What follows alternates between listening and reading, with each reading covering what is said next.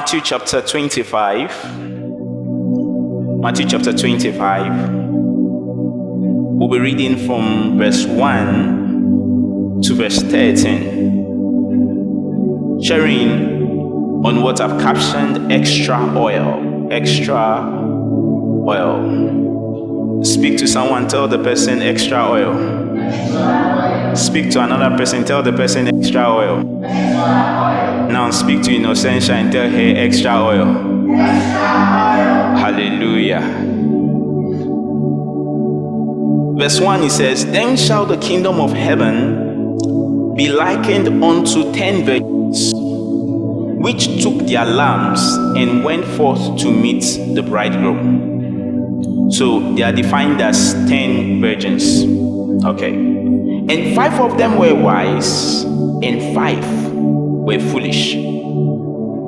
Then they that were foolish took their lamps and took no oil with them.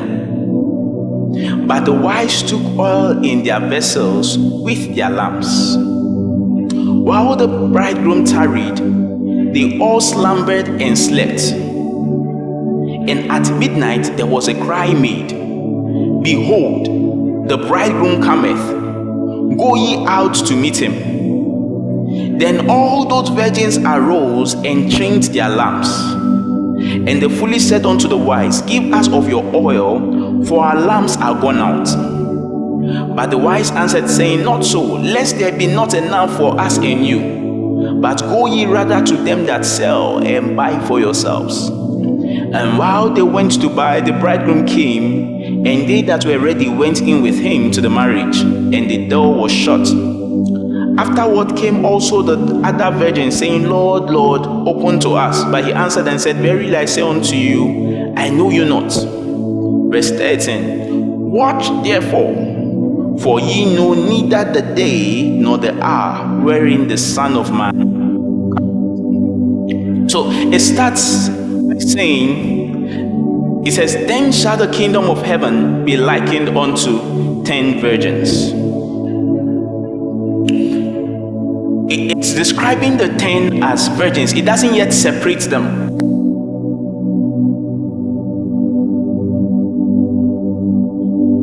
It doesn't yet describe them as being foolish or wise. It just calls them 10 virgins.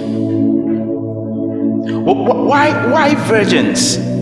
In the traditional sense, we understand what virgins mean. It just means one who has not known a man. This is one who has kept herself from a man. So it means that these were people who had separated themselves just for God. Their all was for God. So now we are talking about people of the kingdom. Make sure you journey with me. We are talking about people of the kingdom, people who have not contaminated themselves with the world. These are people you will find at a blessed generation. Their all is for God. Their all is for God. They are zealous for God. Their desire is for God. 10 virgins. You cannot be confused that they are of God. You will not find them at a club somewhere. You will not find them doing evil somewhere. These are people of God, 10 virgins. And then it comes and says, of these 10 people who are of God, 5 foolish and 5 wise. Of God's people, of people who have sold themselves out for God, out of that we still had 5 foolish people and 5 wise. Of people who are of the kingdom, we still had 5 foolish and 5 wise. The difference between the foolish and the wise was not that they were not after God. We didn't have 5 foolish virgins because they were after other things. No, 5 foolish virgins. These are people who were sold out to God, howbeit they were foolish. And we had 5 wise virgins. And now we are told the difference between what makes one foolish and the other wise. It says that the foolish took their lamps and they took no oil with them. It says, but the wise took oil in their vessels with their lamps. So the foolish ones, they took their lamps and then they went. The wise also took their lamps and also came. So everybody came with their lamps. Everybody had it. The only difference was that some carried their lamps but did not carry a vessel with oil. Another carried their lamps, and with them was extra oil. So the difference between the 5 foolish and the 5 wise was extra oil. What's the difference? Extra. What's the difference? Extra oil. Yes. They all recognized the need for a lamp with oil. Only one set recognized the need for a lamp with oil and a vessel with oil.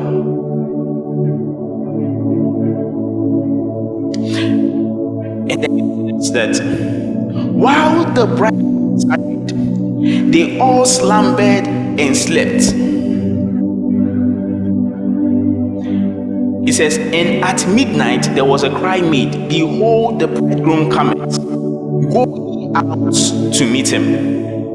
So we get to knowing that at midnight they all slept. So everyone got tired because the bridegroom had tarried. He has stayed for too long. He has stayed for too long. So they got tired. Every one of them, the 5 foolish, the 5 wise. Then at midnight, there was an announcement made that the bridegroom is coming. So everybody started getting ready. The bridegroom is coming. The bridegroom is coming. Let's be ready. Let's be ready. And whilst they were getting ready, the 5 foolish now recognized their oil was exhausted. They had no longer oil in their lamps. So they went to meet the 5 wise virgins. Give us of your oil, of that which you have, give us. And then the wise ones told them, no, we cannot give you. They said that go to those that sell and buy. So they decided to go and now buy oil. By the time they went, the bridegroom had entered, and he shut the door. Then the 5 foolish virgins came, and then they started knocking. And he says, go, I don't know you. The master did not identify himself with the 5 foolish people who had kept themselves for him. Turn to someone with a serious look, say, God hates foolishness. Tell them again, say, God hates foolishness. Then tell the person, thank God I am not foolish. You are not sure of the person, so tell the person for you. Yes.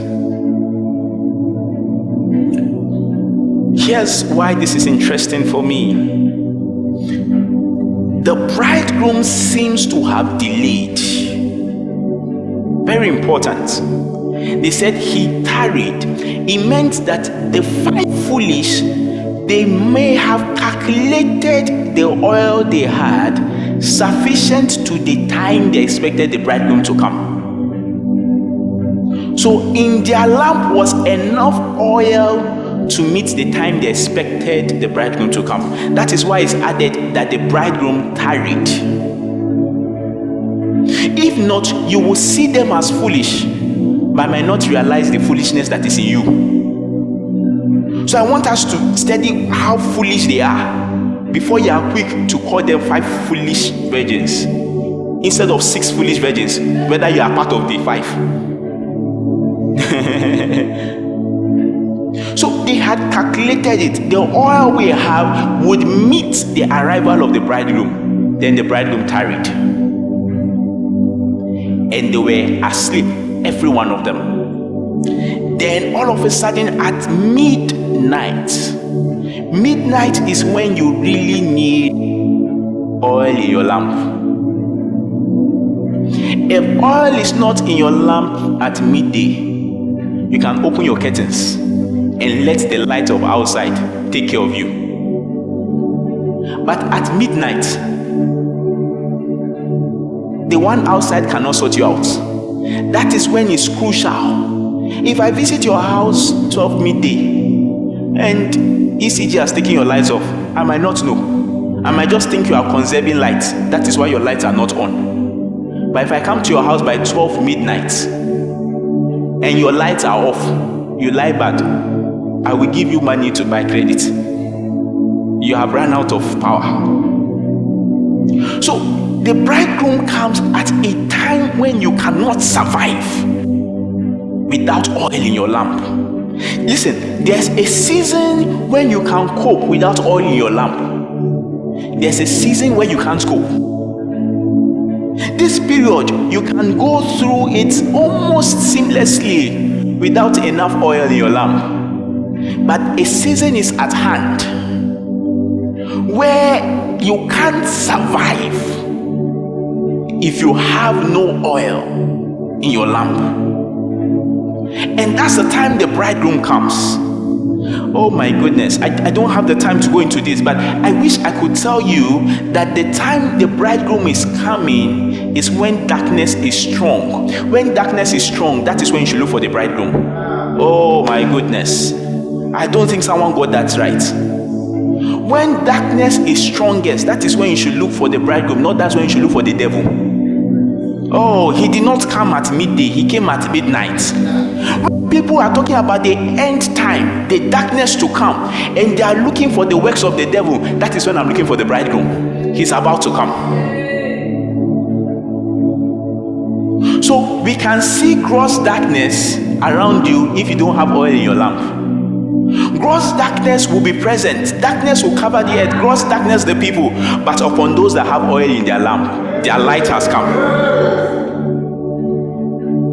So the five foolish, when the time came, all of a sudden they realized we should have been at a blessed generation. That's when they realized we needed oil. Now they knew the relevance of it. And so they went to those who had the oil and said, give us. And they said, no, we don't have enough. Actually, what I received, I received it more for myself. Now you have to go to those who sell to buy. And that's when they now to locate those that sell.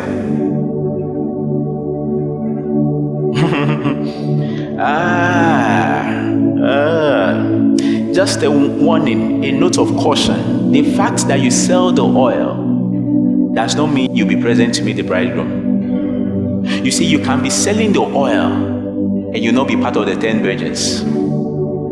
You can be the one that is sharing the link to people to be blessed. Watch this teaching, watch this. Come for a strong and bold program. Come with the you sell the oil,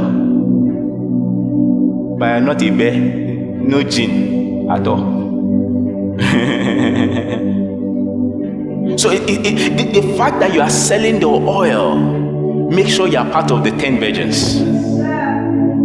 Thank God for your commitment to inviting people. Some of you were here from before 2. Strong commitment. Make sure you are not just selling the oil, you are also using it. Now, here's one thing to also notice. It means that the people you are thinking have enough oil for you, for themselves and for you. You might be shocked when it gets to time that what they have is not enough for you.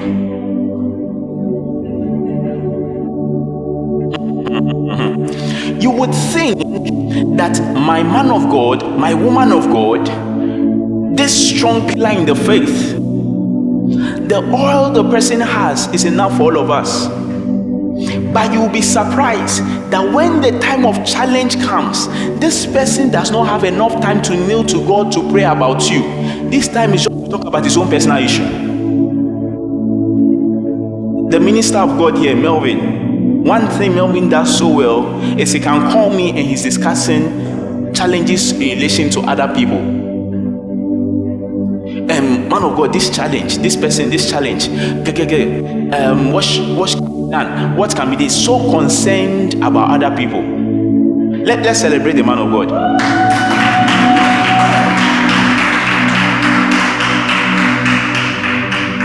Yes, please, let's all celebrate when we are celebrating. All right, don't clap again. Yes, let's do it as a family. Yes. Let's celebrate other people. Have extra hands to clap. Now, but there are occasions where Melvin will call me. His mind is blank about any other person's challenge. We can be on phone 40 minutes. It is I and I and I and I and I and I. Oh, goodness me. So there are people you think are strong enough. These are people, they are pillars, and God has indeed given us some pillars. But see, there are some times when these people themselves are in some situations, they don't have the time to now kneel down and pray for you. These 5 wise virgins, the oil they've kept might not be enough for you now. It might just be enough for themselves. It might just be enough for their family. It might just be enough for their ministry. That is not the time they now have to deal with your own situation. That is why you must carry extra oil.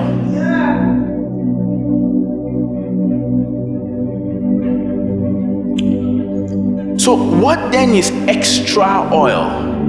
Because it meant then that you had sufficient oil. You must get that right. For something to be extra, it means that initially you have what is sufficient. So it doesn't mean you have less. No, it doesn't mean you have a reduced quantity, small oil. No, if you have small oil, you don't have extra. But you must have sufficient to be able to have extra. If I come and I ask you, did you come with an extra clothes? You cannot come and show me what you are wearing. That is not extra. That is sufficient for you to wear. Extra would then mean that you have already what to wear, and then in your bag is another one. So extra oil then means that there was sufficient oil. So most of us are dealing with sufficient oil. It means this is enough oil to deal with what I'm going through today. This is enough oil to handle whatever it is. It's enough oil to take care of my school. It's enough oil to take care of my work. It's enough oil to take care of my marriage. It's enough oil to take care of my children. It's sufficient oil. What then is extra oil?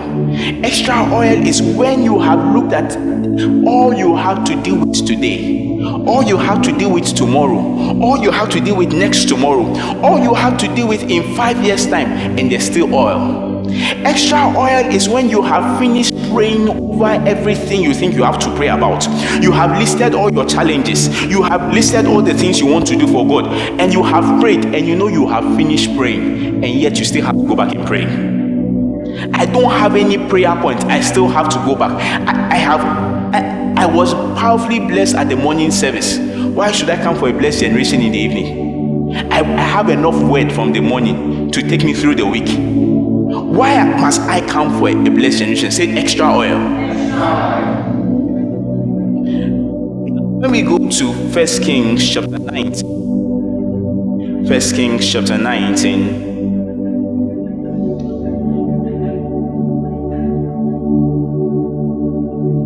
Verse 1, he says, and Ahab told Jezebel all that Elijah did or had done, and without how he had slain all the prophets with the sword. Then Jezebel sent a messenger unto Elijah. So let the gods do to me, and more also, if I make not thy life as the life of one of them, by tomorrow about this time. And when he saw that, he arose and went for his life, and came to Beersheba, which belonged to Judah, and left his servants there. But he himself went a day's journey into the wilderness, and came and sat down under a juniper tree, and he requested for himself that he might die, and he said, it is enough now, O Lord, take away my life, for I am not better than my fathers. Let's stop here. We'll continue. Elijah has just finished doing some great work. destroyed all the prophets of Baal. He has done so much harm that now Ahab the king is afraid of him. Ahab is so scared of Elijah that he goes to report to his wife. I don't know how many people want to marry Ahab here. That your husband will come and meet you and say, honey, sweetheart, darling. So what is it, my dear? He says, there's this man outside there that is terrorizing my life. Honey, what do you do? Then your wife is not the one that will say, where is he? Come and show me, honey, that man that is terrorizing you. That was what was happening between Ahab and Jezebel. Ahab is scared. Jezebel said, hey, show me the man. And Jezebel tells Elijah, what I will do to you tomorrow, your head. So it's not just the prophets that knew tomorrow by this time. Jezebel too could tell them tomorrow by this time. Then Elijah started moving, man of God, and he calls his servants. Let's go. And so the servant is going. Servant, where are you going to? I'm going to the mountain with the master, the prophet. We are going together. And so you can imagine how the servant is following the master. Why? Because they are going to the mountain. What would be in the servant's mind? Elijah, the great prophet, who has just achieved this great thing for God, he's getting ready for the next dimension. He's getting ready for some fire moments. I mean, I can't wait to see what is about to happen again. If what happened before was Elijah destroying Ahab, now he's now getting ready to go to the mountain. And so they started going. And when they got to a point, Elijah told the servant, you wait here. This part I'm going alone. And so the servant will wait there. If he's a good servant, he'll be there waiting. I tap into whatever is going on in that mountain. I receive my own portion. Having followed faithfully, I tap into it. I tap into that same grace. And Elijah is there saying, oh my God, take my life away. Take my life away. I am not better. That's the same way you might think, this man of God is on fire. I receive. And you have no idea that this is a man at a point of giving up. That is why you need extra oil. That whilst the master is trying to have his personal encounter with God, you, O servant, have your own. Because your master is planning to leave you without informing you. He says, you wait here. Meanwhile, he was not planning to return back. He's going there to say, God, take my life. Meanwhile, you are there waiting. Let's continue, verse 5.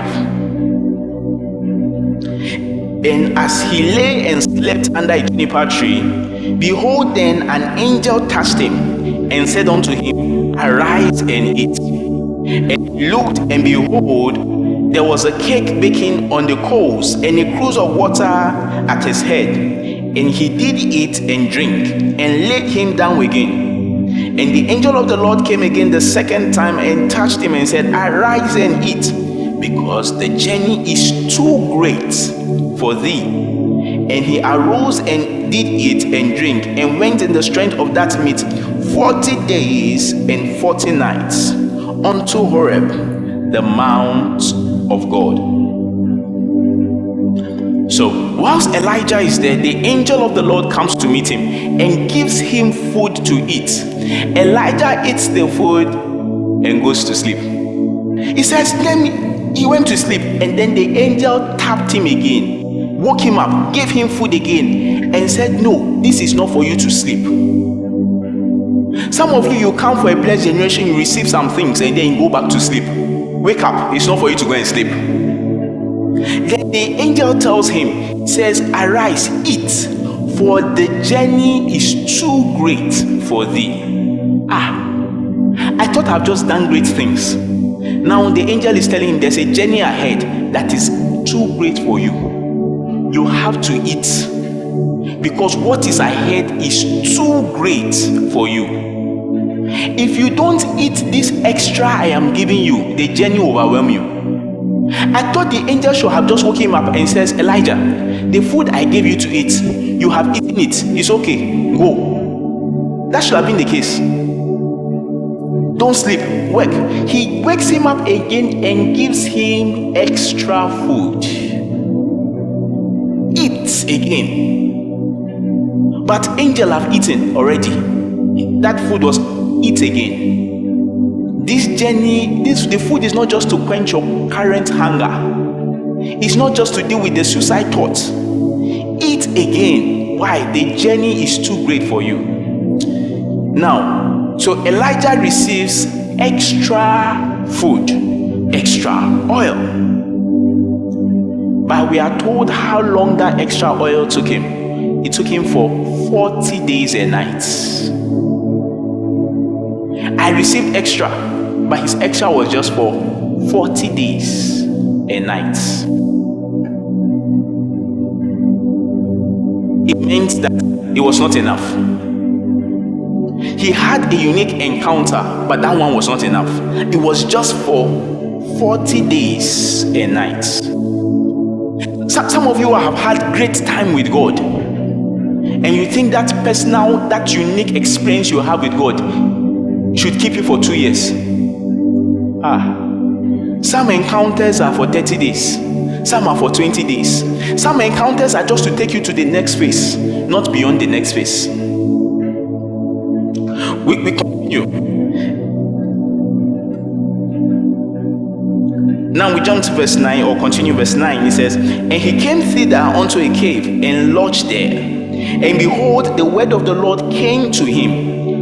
And he said unto him, What doest thou here, Elijah?" This is just beautiful. The word of the Lord came to him. And the word of the Lord, and he said unto him, "What doest thou here, Elijah?" And he said, "I have been very jealous for the Lord, God of hosts. For the children of Israel have forsaken thy covenant, thrown down thy altars, and slain thy prophets with the sword. And I, even I only, am left, and they seek my life to take it away." And he said, "Go forth and stand upon the mounts before the Lord." And behold, the Lord passed by, and a great and strong wind rent the mountains, and brake in pieces the rocks before the Lord. But the Lord was not in the wind. And after the wind, an earthquake, but the Lord was not in the earthquake. And after the earthquake, a fire, but the Lord was not in the fire. And after the fire, a still small voice. And it was so, when Elijah heard it, that he wrapped his face in his mantle, and went out, and stood in the entrance of the cave. And behold, there came a voice unto him, and said, "What doest thou here, Elijah?" Very interesting. He has just encountered the angel 40 days prior to that.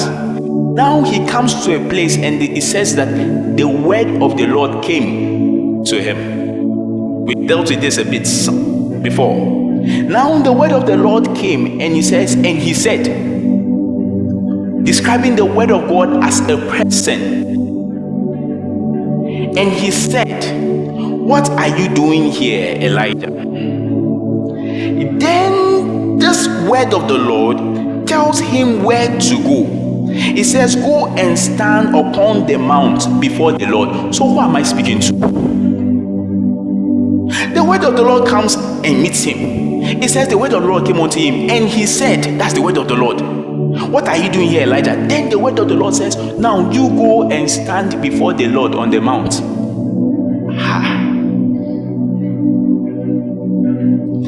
Then he goes to the mount, and he's there. Then there are different manifestations. There's the earthquake, the wind, the fire, and God was not there. But notice how he puts it. It says, "And behold, the Lord passed by." Notice this. The word of the Lord tells him to go and stand upon the mount before the Lord. When he gets to the mount before the Lord passed by. When the Lord now passed by, there was an earthquake. The Lord was not in it. Mighty wind, the Lord was not in it. Then fire, the Lord was not in it. But the Lord passed by. Then a still small voice. Why am I just trying to pass? Later we'll do this a bit more deeper.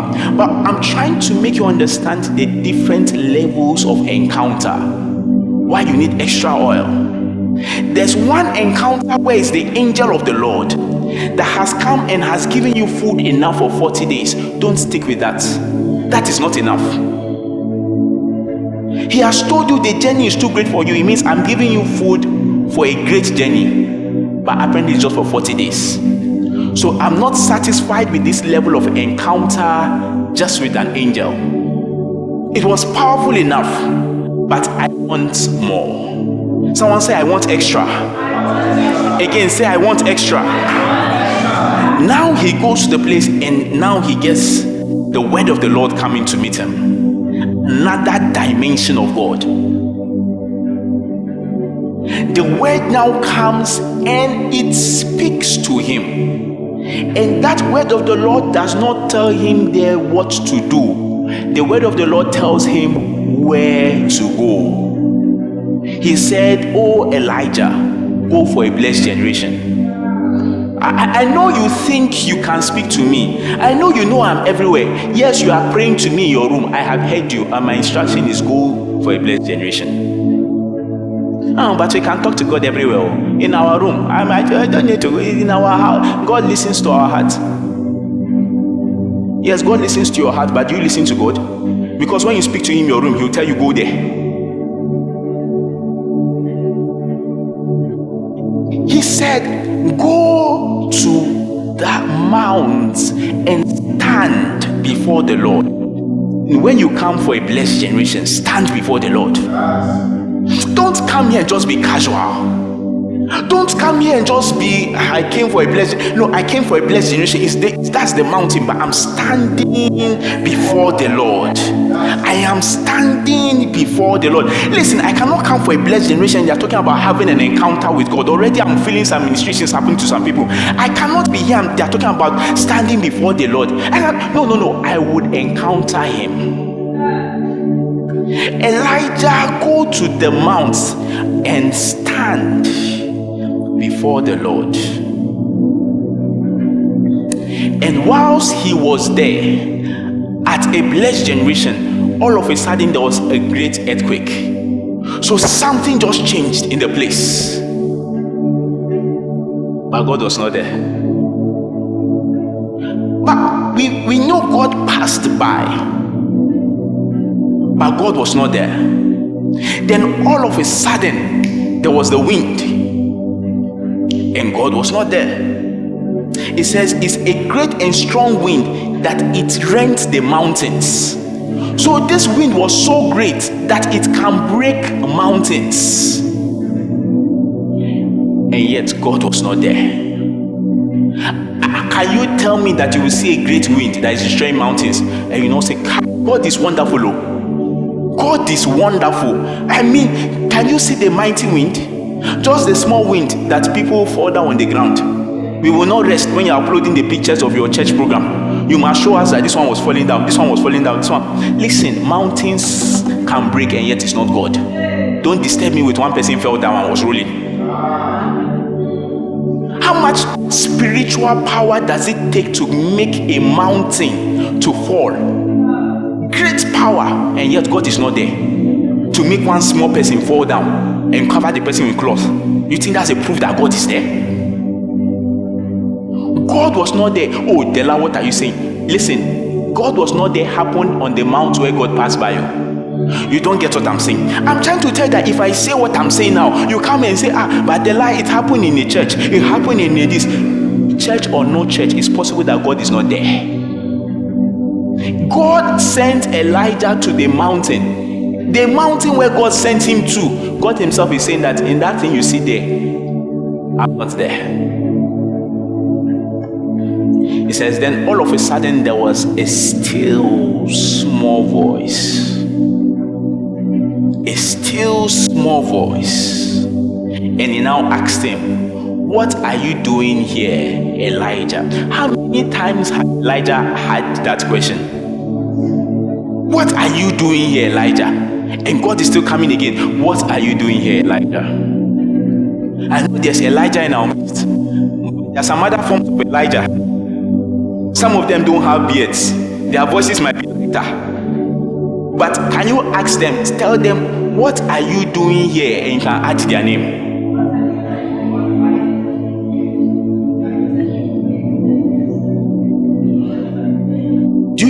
what is interesting? Because God told Elijah to go there. Are you with me?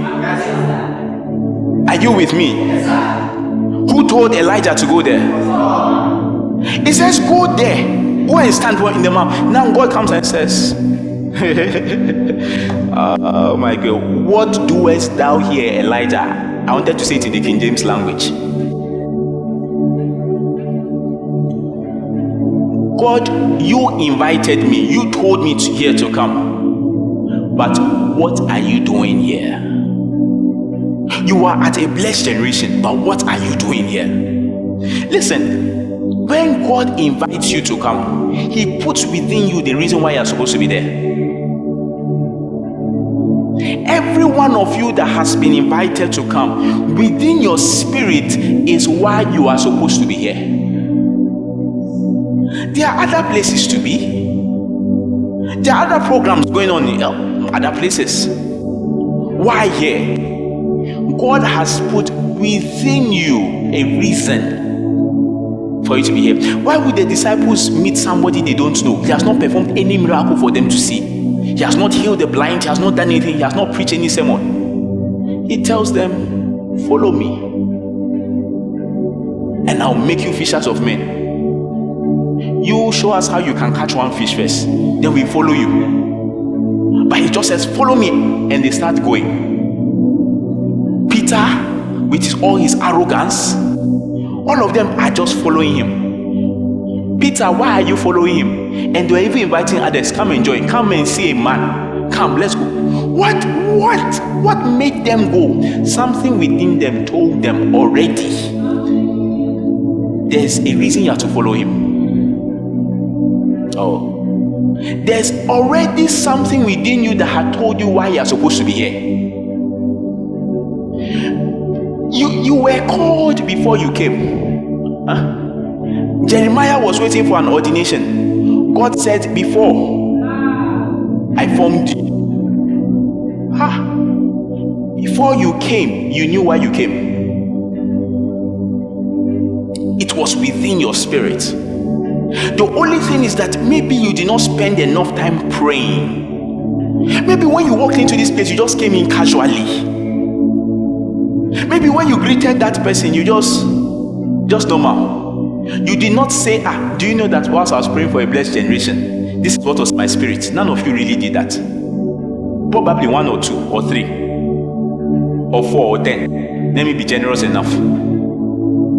That, do you know, yesterday I was praying concerning the blessed generation, and this is what God put in my spirit. All of a sudden, that person too will now come from within and start saying, do you know, strange enough, this song has been in my head. Strange enough, this thing has been meditating. Strange enough, I don't know why I was feeling this way. Someone will come and say, do you know that throughout yesterday, I don't know, I started having a certain pain in my right arm, the top arm. I don't know. The person said, you? Me too, I had a similar thing, then I can tell you why you had it there. But you have not asked me. During the prayer session, Innocentia was leading us. She talked about something about more zeal, more fire. And I was there just saying, that's really what we are all here about. It's the more.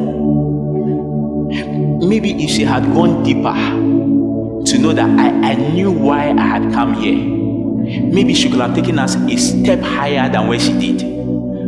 She took us on a good level, no doubt. I'm talking about for the next time. Maybe if I knew why I was here, I would have taken us a step higher. I did not just bring out that prayer point. I brought it because I knew why I came. Preach to your neighbor, say, I know why I came.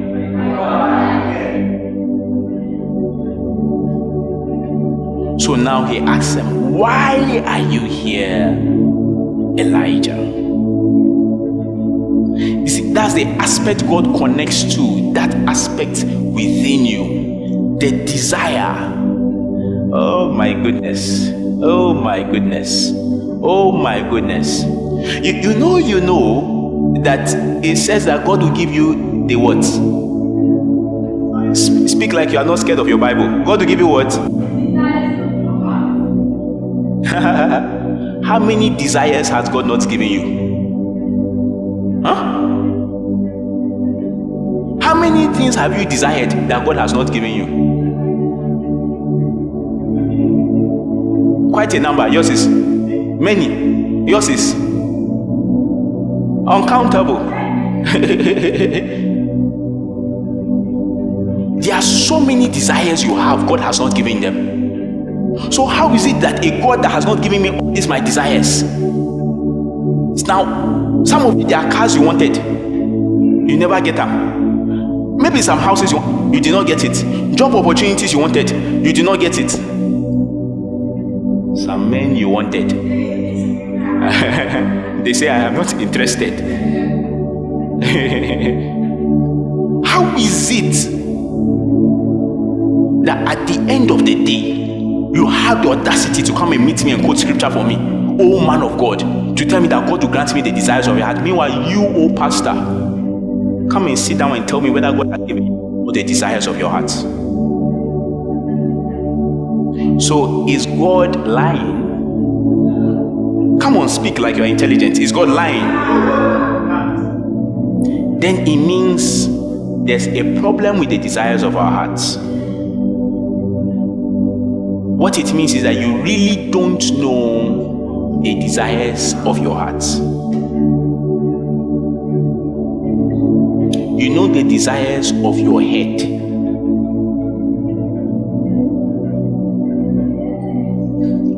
Let me help you. You can become so thirsty and you go to a shop and you tell them, can you give me that cold drink, that chilled drink there? Can you give it to me? They say yes, yes. And you take it and you open it and it brings that fizzle noise. And you just go.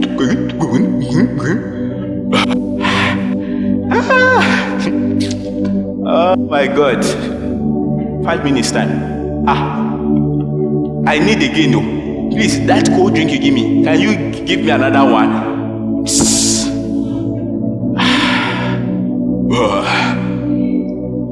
And yet you discover that really that was not your desire. Your real desire was a bottle of water. It was the desire of your head, not of your heart. Your heart recognized it needed water. Give it water, it is satisfied. Oh my goodness. So there are desires of your heart that your head does not know. There are some things your heart is longing for that your head is not aware of. I watched an interview of a great footballer. I support Arsenal. I love Arsenal. So if I'm talking about a great footballer saying that I support Arsenal, it means I have to be talking about Thierry Henry. And they were interviewing him about his great accomplishments, the number of goals he scored, said to be the greatest of all in the Premier League. And they asked him how he feels about his achievements, whether he ever gets to a point where he just looks at that and he says he doesn't feel what people talk about. He told him, he said, if you check every time he scored a goal, you will never see him smiling. You will see a level of arrogance in his look. He said he never enjoyed all those things. He said one of the things he longed for was for his father to just watch him and give him a thumbs up. An approval from his biological father was all he needed. Not a stature. He has a stature that has been made of him and put in front of the stadium. That was not enough. And then he said one day he had been longing for this, but now the father is not available to give that to him. Then he said one day, now he had become a coach, and that was during the COVID time. He was supposed to go and return back to the club after the COVID stuff had gone down. And just as he was with his family and his kids were with him, just as he was about to step out of the door, his kids just came and hugged him. And he said, "Daddy, don't leave us." He said they just stood there and he started crying. He just realized that was the moment he needed. That was the satisfaction he needed. So for him, all of a sudden, it was never all those trophies. Now it's his kids. But why was he playing football? Because he wanted those trophies. But really, his desire was not for that.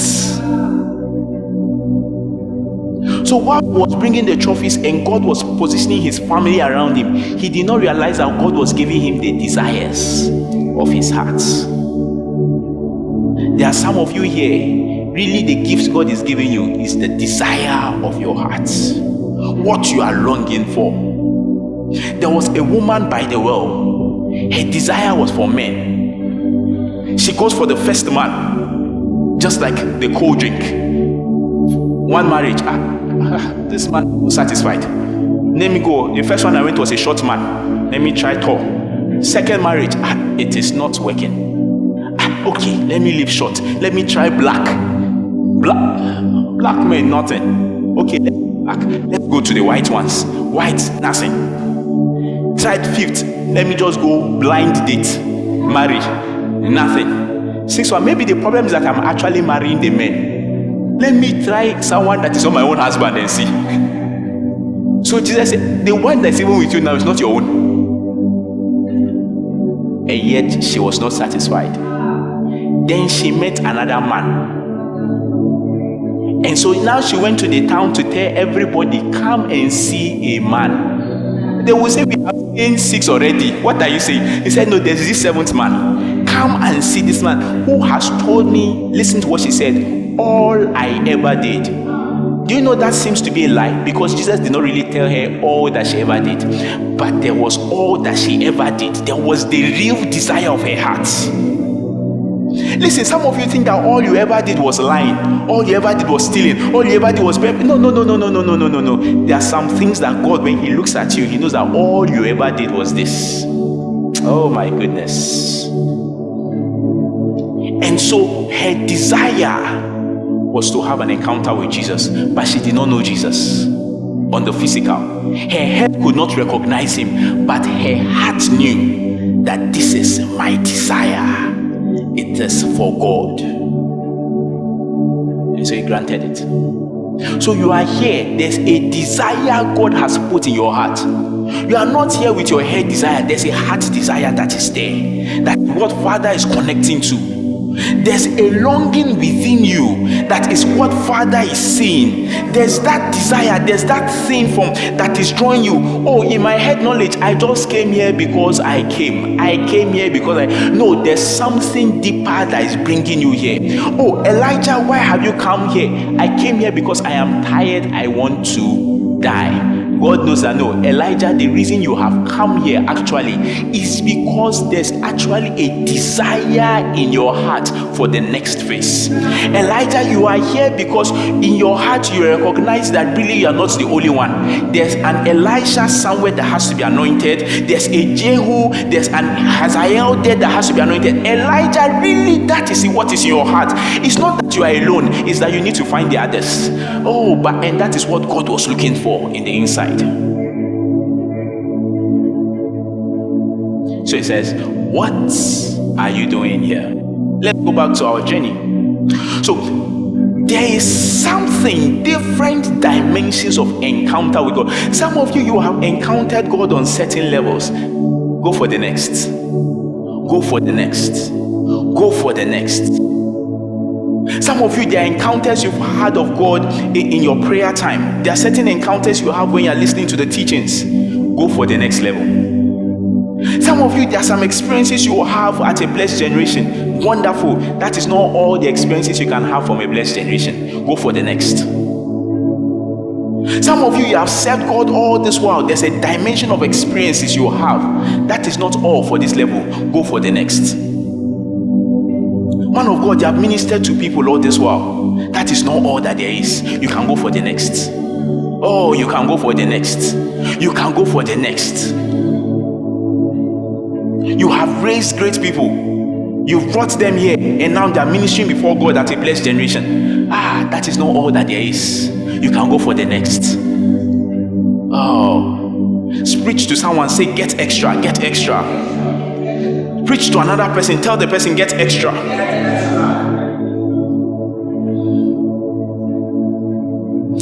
You see, the hallmark of our walk with God is not the things we are getting. No. It's not the things we receive. It's not the cars. It's not the houses. No. That is nothing. That is nothing. That is not why Jesus came. Yes, Jesus can perform the miracles, but that's not really why he came. He's not called Jesus because he will give you cars. He's not called Jesus because he will give you houses. He's called Jesus because he will save you from sin. What is sin? That which separates you from God.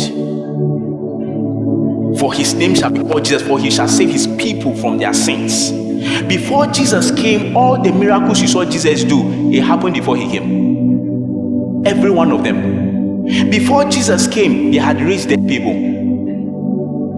We saw Jesus raise Lazarus. We saw Ezekiel at the valley of dry bones. An army was raised, not one person was raised. It was not 4 days dead, it was dead. They were there. We saw Jesus feed 5,000 people with 5 loaves of bread and 2 fishes. We saw Moses feed millions of people daily with nothing. They just go and then they pick food every day. Every day. What are you saying? So it was not about all those things. Those are just bonus. Not the extra. Bonus. Aside things. Unfortunately, we've come to a place where people's greatest desire is for those things that we get. A breakthrough does not mean that this dimension of my work with God that has been in this level, I've passed it, I'm in the next dimension. No, I couldn't pray to God for this period. Every time I try, I halt here. My breakthroughs have gotten to the next level. No, you don't hear people talking about that. Breakthrough means that this job opportunity I have been chasing, I got it. This promotion I've gotten it. That's breakthrough. No, that's confusion. The devil does not mind you having money. Oh, he doesn't. The devil is not bothered if you have a house. He doesn't care if you have a car. Don't deceive yourself. The devil does not mind about those things. As a matter of fact, he can give you. Yes. Jesus, the temptation, the devil took him to a high mountain and he showed him all the kingdoms of the world. And he says, all this glory I will give you. If only hear what he wanted, you will serve me. What I'm after is your service, not them. I can give. See, you want car? Forget about praying for 10 hours. I can give you car if it means after you get the car, you stop serving God. You know, there are people who what they want when they get it, that is the end of their commitment with God.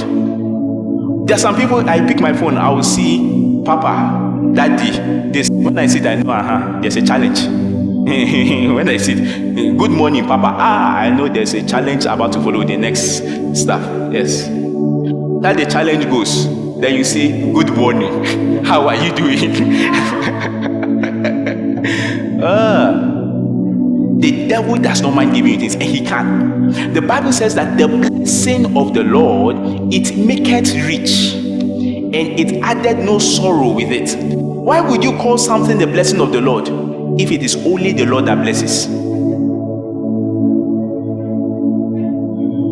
Why don't you say the air of the Lord, the oxygen of the Lord, the carbon dioxide? Because it's only one source. That is all. So why then do we say the blessing of the Lord? It's because there are other blessings that are not of the Lord, but they can add sorrow. That's why we see the difference. But you can be blessed not by other things. You can be blessed. You can be rich not by the Lord. If someone comes right here and tells us that maybe someone like Kennedy that plays football and says they just signed him up at Chelsea, 5-year contract at Chelsea. Wait, do you like Chelsea? So that I'm not wishing a club you don't like. What club do you like? What club do you like? Real Madrid. Okay. So let's say Real Madrid signs him right now. Let's take him out of this. Let's use somebody else simply because he's part of us. So somebody comes and tells us he has just been signed by Real Madrid, by Barcelona, by Chelsea, by whichever big team. Do you know the way the mother will be dancing? Do you know the way the father will be dancing? Why? The guy has just become rich. They sign you and paying you £200,000, dollars, euros per week. Are you kidding me? Are you not rich? And yet you did not fast. You did not give tithes. It was just a club that signed you, and we all know that because you are playing for that club, you are rich. We don't ask you. You say Chelsea signed me. Do you pray? No. Do you pay your tithes? No. Sorry, you are not rich. Where? Chelsea signed you. Are you sure? 5 years. You know I told you always be great. So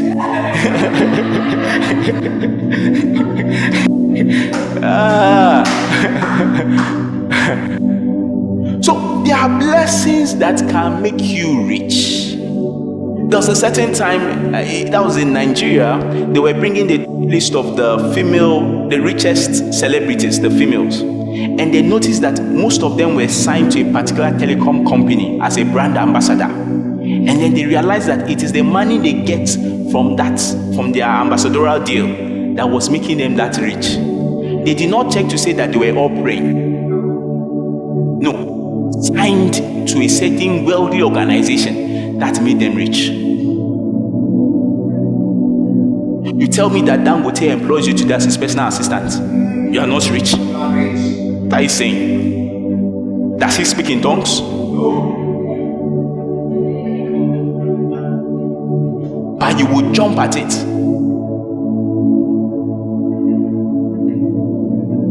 So there are other blessings that are not of the Lord, including from the enemy. Why would Jezebel become so powerful? Because the devil can make powerful. Why would the opposers of the gospel become wealthy and great in power? Because the devil can prosper. So denying you money is not a big deal for the devil. That is not his focus. His focus is your service for God. You want to serve God? No, then there's trouble. So be more concerned, seek for prayer more when you realize your service for God is going down than when you realize that your money is reducing. Don't come and say that, I don't know, it's like the devil has put a hole in my pocket. I get money and all of a sudden the money starts going away. No, come and meet me and say, I don't understand what the devil has done. My prayer stuff is reducing.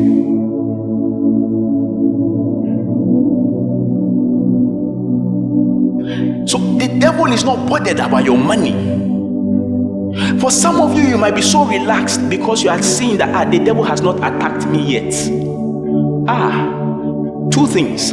The first thing is that the devil is not under pressure of time. You need to know that. The devil is not under pressure of time. He has been here on earth since. So he's not rushing. So if the devil did not attack you yesterday, he did not attack you today, he's not attacking you tomorrow, does not mean he's not planning that in 3 years' time. He's not under pressure of time. He can allow you to fool around and make all the money you think you need to make. And he will wait for a certain time when he knows how he can get all those money back with sorrow. Exactly. A person becomes sick and every investment is wasted on it. Haven't you seen instances when people you think are wealthy, are rich, they start doing GoFundMe? And you are there thinking, I thought this celebrity had so much money. I thought this person had so much money. How is it that they now need the support of people? One attack can clear off an investment.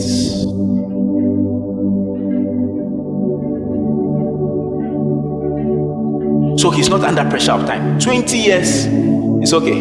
30 years is okay. The 31st can be that thing that wipes up everything. So the devil won. He's not under pressure of time. That is why you might feel like, oh, I don't need to pray more. I don't need to be zealous more. I'm okay. Here's the second reason.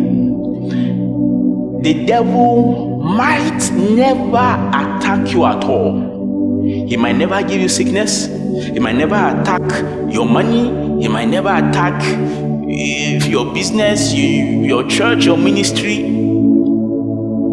Because he's not really after you. He's after your seed, your child. God told the woman, not the serpent to come after you, after your seed. We'll do more of that at the restoration service 2025.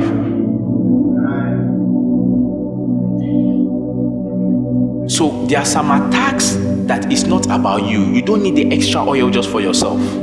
There's an extra oil you need for the seed God will give you. What attack did Moses' mother experience? None. No soldier came after Moses' mother to stab her, to slaughter her. No. Nobody sent her to some prison and say, you serve God. We are going to destroy you. We are going to attack you. No. Moses' mother's life, no account of any attack by the enemy. It was her seed. And that seed could not defend himself. She needed an extra oil on how can I keep this son 3 months, keep a baby without making noise to attract neighbors. Do you know what it takes to do that? See, if you sleep, the baby wakes up. If you know babies, when you have done okay, no, that'll be a local baby to do that to make the baby sleep. When you do and you have gotten the baby to sleep and now you are start sleeping, that's when you're But 3 months, she had the ability to make sure this baby was silent. You don't appreciate it because you don't realize that at that time they were all about looking for the babies. They are opening doors, checking for babies, checking for the babies. But Moses is there, silent. How? All the panic, there was an extra that she had that could do that. And then she realized that after 3 months, the oil I had to keep this baby quiet for 3 months is not enough. I need the next dimension. Then she tells him, we are going to put this baby on the river. We are going to locate the baby where the enemy is going to pass. Oh my goodness. You see, because the seed has the ability to bruise the head of the serpent. Don't be scared to put the baby where the serpent is. Oh, for another time. But you see, she puts the baby where Pharaoh's daughter would come. Is that not easy? Oh, Pharaoh, come. We will see one of them, because he will not look like them. He will not look like one of the Egyptians. We have seen one of them coming. But she positions and tells the daughter, you stay a monitor. There's something I'm expecting. Oh, no goodness. Enough has not been said about the woman, Moses' mother. So much has to be read about her. So much has to be discovered about her. This woman that is just there and understands, I will leave my baby on the waters. And these waters, it cannot drown my baby. Nothing can happen. It can stay there. I will leave my baby where Pharaoh would come. And yet Pharaoh cannot touch this baby. This woman knows that I will leave my baby there and I will tell my daughter, stay here and watch. I am expecting Pharaoh's daughter. She was not surprised the enemy was coming. She was waiting for the enemy. Oh my goodness. She is there waiting for the enemy to come for her baby. And the enemy comes for the baby. You know the story. Let me not go too much into that. But the enemy did not come after her. It came after her seed. She needed an extra for her seed. Mary, what attack did Mary go through? The mother of Jesus. The best would be there was no place for her to give birth. That was all. Nobody came to kill Mary. She did not suffer any demonic attack. See, nothing, no attack on her life. By her seed, Herod was sending soldiers for 2 years. 2 years. They were after her seed, not her. For 2 years, they were after her seed. Listen, you need extra oil for that seed. You need extra oil for that seed. Some of you, what the enemy is coming for is your seed. You need extra oil for your seed. Don't hold back in your prayer right now, because what the enemy might be targeting is really not you. So you might go scot-free until you have a child. You see, you will not appreciate what I'm saying right now. For those who don't yet have their children, because you see, you can be so okay as a person, but those who have children will let you know that if something is wrong with your child, it doesn't matter how okay you are as a person, you will not be okay. Have you seen people who have given birth to a child? The baby just starts, the baby was coughing before. Now the baby now makes it 4. Concern. Doctor, next day, what is happening? There's something wrong with my baby. Say what? Say it has now been coughing 4. The doctor said, what is that? He said, no, before it used to be. He said, no, it is okay. It is okay. Doctor, what is happening? My baby used to eat this. He has stopped eating that. No, you can't be giving the child continuously this. Change it. Change that. When your baby is not okay, you are not okay. So right now it might look okay. There's no need for extra until a person realizes that my child needs my oil. Is that the time you are now going to buy oil? Get extra oil, that it doesn't matter how the enemy comes against your seed, your children, they are preserved. They are preserved because they have you. What a blessing that your children can be sustained because they are of you. That Abraham can have a covenant with God, and God will come and meet Isaac and said, because of your father Abraham. It meant that Abraham had extra, not just to keep him in a deal with God. He had extra to be able to keep his son Isaac with God. Abraham had extra, that it's not just about his safety. Abraham can be okay. You can be okay, you can be alive, you can be strong. Let one family member die, you all go and gather around at a funeral. You are all wearing black, even though black is not your favorite color, and everybody is there crying. You are all crying. One family member has died, but you are okay in health. But you lose one family member and can be so much pain. Abraham decided he will have extra oil, that if Lot is to be destroyed, Abraham can stand and say, Lord, preserve Lot. It's not just about my protection, preserve Lot. Some of you need to have extra oil for your marriage partners. Oh my goodness. Are you not tired of people just losing partners like that? Just newlywed? No. I must preserve. Some of these people, glorious destinies, glorious marriages, glorious things that these marriages will have brought forth, glorious seeds, and then the enemy comes for the partner, but that other one lacked extra oil to stand in and say, no, this one will not be destroyed. God would have come for Moses, but Moses had a woman from somewhere else who realized that I know how to preserve my partner.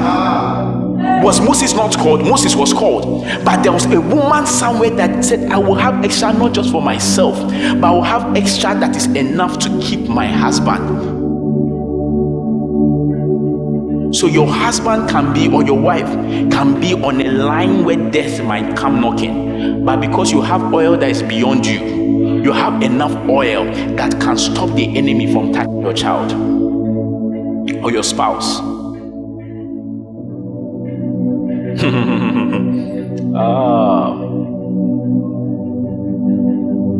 How much more this generation? How much more this generation? If we are going to preserve this nation, we must preserve this nation not just with mere words, but we need the people who have not just only come to God for themselves, but they have received oil for the nations. That's going to be our second part of prayer soon. Oil for the nations. I have enough for myself, but thou anointest my head with oil, my cup runneth over. The oil is just God puts it such that it doesn't just stay on Aaron's beards. It goes down from his head, it goes to his beards, it touches everything. It's extra. We need extra oil for our nation. Listen, the things that are happening in our nation, it doesn't just take talk. It's great that people are protesting against the destruction of the land. It's great. How many people are protesting for the preservation of our land, and how many people are destroying the land? Think about it. You might have, let's say, 50, 100 people protesting, let's stop Galamsey, and you might have 1,000 people saying, we keep it on.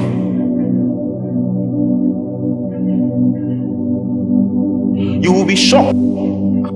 Friends of yours are benefiting from the destruction of our land. There are sometimes I go on social media and I see some things that I feel like should benefit all of us as people of Ghana, as people of Africa, and you will see how people can defend the wrong clearly, and you'll be surprised. But I thought this person was intelligent. How is it that politics will blind the eyes of people, that we cannot take right steps? How is it that affiliations to certain things will stop us from doing the right thing? Listen, you cannot change our nation. You cannot change Africa. You cannot change our world simply by talking. There's an extra oil needed. There's an oil needed where we step on certain lands. We get to certain lands and we step there and we declare, "Oh land, hear our voice." We speak to this land and we declare that this land will swallow whatever enemy steps in there. Listen, don't think that the Red Sea stopped swallowing people during the time of Moses. The problem is only that there was only that Moses that could stand and speak to the Red Sea and tell the Red Sea that the Egyptians that are coming, swallow them up. There was Moses that could stop. Listen, if another Moses can go and stand there and speak to some water bodies and stretch that thing that God has given and tell those water bodies and say that we declare as the ones of the Lord that anyone that steps into this place will be swallowed, it will happen. We need extra oil for that. We need extra oil for that. Nature hears. Nature hears. Nature responds. Jesus went to the fig tree and he spoke to it. He did not carry a cutlass to cut it. That I did not get fruit from you. Oh yeah, Peter, you always carry a sword with you. Instead of using it on ears, cut this fig tree before later you touch somebody's ears. No. Jesus spoke to the fig tree and it dried up. It listened when Jesus cursed it. It heard. It responded. The wind and the storm, they said, what manner of man is this, that even the winds, they obey him. They obey him. They obey him. It means they can obey. It means you can direct the winds over certain territories and tell the winds that anyone that comes within this territory, let the winds clear the person off. You can. We need extra oil to preserve this land. It doesn't matter who you put in office, they are not the ones who preserve the land. We have voice for that. We must get extra oil for it. I don't know how many of you are going to leave this place with a burden, with an encounter, an extra oil, because it's not just about my present situation, it's about what is to come. The journey ahead is too great. We spend so much money sending our children to the best schools. It is good. They learn English, they learn maths, biology, chemistry. During COVID, I did not see them asking, where are the people that went to the best schools? Come and help us solve this challenge. Whether you're going to a good school or public school or useless school or not a school at all, everybody stay at home. That challenge was such that whether you went to a good school, people died that went to good schools. People died that went to normal schools. People died that were pastors. People died that were unbelievers. There's something ahead that does not respond to whether you go to church or not. There's something ahead that does not respond to whether you're a Christian or not. There's something ahead that does not respond to whether you are educated or not. It's time to even get your children along and tell your children you must start burning for God. You must catch fire for God. Listen, any child that can understand cartoon can also understand the things of God. Oh my goodness. Any child that can learn to speak Twi, any child that can learn to speak English, any child that can learn to speak French can also speak in tongues. Oh, because you see, tongues are actually their original language before you taught them English.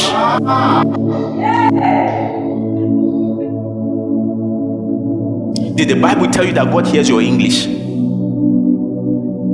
He hears your Twi, He hears your French? No.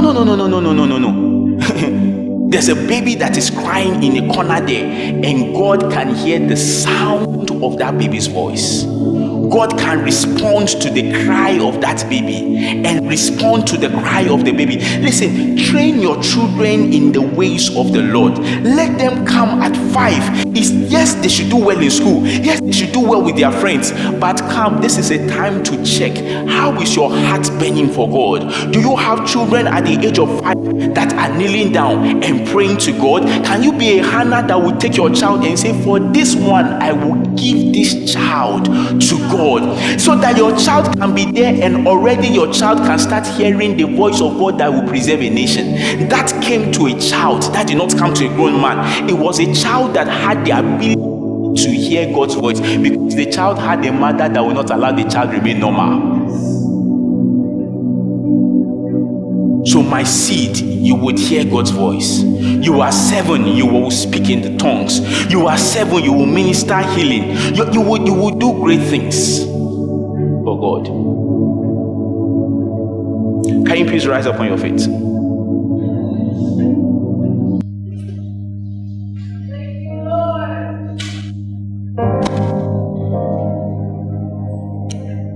You see, the proof that you have encountered God are not the things you get from God.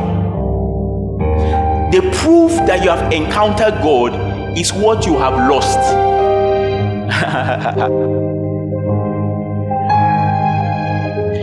If you show me what you have lost in following God, then I will know you have truly followed God. Anyone can get anything from God when they meet God. It's in following Him that you lose things. The people came and they met Jesus. What has Jesus given you? Some can tell you, oh, He came for my wedding. We lacked wine. He gave us wine. Check. Who was the person whose wedding it was? Can anyone tell me? The wedding, Cana of Galilee. Whose wedding was it? We don't know. It was just a meeting with Jesus. And He gave them what they wanted. 5,000 loaves of bread, or 5,000 plus people fed with 5 loaves of bread and 2 fishes. We don't know anything about any of them, but they received it. How many people did Jesus heal that we know of their names? Very few.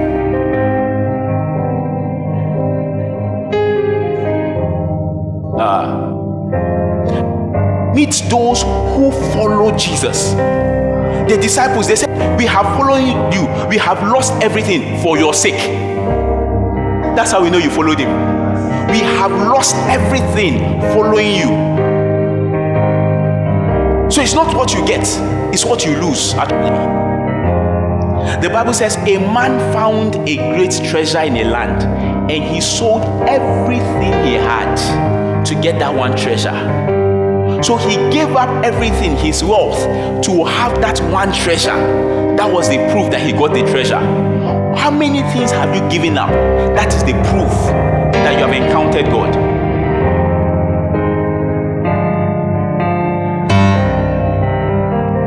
A man came to meet Jesus. He says, I've obeyed all the commandments. Jesus said, except one. Go and sell everything you have and give it to the poor. But Jesus is not part of the 10 commandments. You can add it as number 11. Go and sell everything and give it. But then the man realized that, nah, this one, you lie. Before Paul encountered Jesus, He was champion moving everywhere. After he encountered Jesus, he lost his freedom. He was now prison everywhere. Don't come simply because of what you will gain from Jesus. Then you are not relevant for this end time you are in. Come because of what you are going to lose.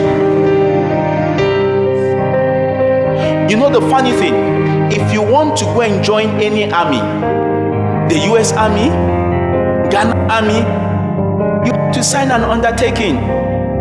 Why? You are expected that you might lose your life. You will put it down. They are making you realize that, see, your life, it can go. But don't worry, your life will benefit your children.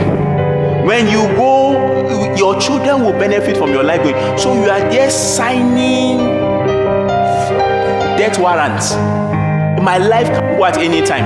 I am going to defend Ghana. I'm going to defend Nigeria. I'm going to defend the US. And my life might go. And you will be celebrated in that land. Because you gave up your life for men. But yet when it comes to God, you think it's a big deal to give up anything for Him. What have you given up for God? Have you given up your time for God? Some of you, your time is too precious that God cannot handle it. God, I can give you 1 hour, 2 hours maximum. Have you lost time because of God? That you felt like my time this period has just gone and it was spent on God? Or like the rich man who you can give God time, but your money, don't go there. Lord, don't go there.